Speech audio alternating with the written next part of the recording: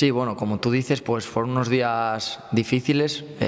Tuvimos la mala suerte de que el viernes a primera hora de la mañana empezó a caer gente y nada, la verdad que teníamos muchísimas ganas de jugar el partido. Teníamos mucha motivación y creo que además el equipo llegaba en un momento buenísimo para afrontar el partido con las máximas garantías, ya que estábamos todos disponibles y además veníamos de un buen resultado en casa. Entonces, bueno, es verdad que nos dio mucha rabia perdernos ese partido. Y en cuanto, bueno, hablando un poco de la afición, pues seguro que también, porque si ya un partido normal es motivante, pues imagino que un derbi lo es aún más.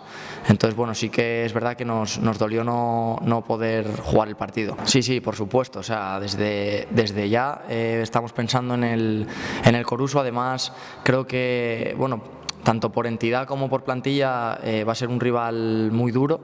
Siempre nos ponen las cosas difíciles y yo creo que ellos también afrontan el partido como una final por la situación en la que están, que aunque hayan ganado es verdad que nos alejan mucho de esos puestos de abajo y bueno, desde nuestro punto de vista nosotros también queremos ganar y seguir enganchados a esa pelea por los puestos altos y si puede ser cuanto antes, pues sellar la permanencia, como te digo, lo antes posible. Sí, pues la verdad que será un poco el debe de la primera vuelta, el hacernos fuertes en casa, y creo que desde el partido del Salamanca más o menos pues que lo estamos consiguiendo, y además como tú bien dices, venimos de 3 porterías a cero seguidas ante rivales potentes, y creo que eso habla muy bien del trabajo defensivo del equipo, porque es algo que valoramos mucho y le damos mucha importancia semanalmente, y creo que ahora sí que se está viendo reflejado en estos últimos resultados en casa.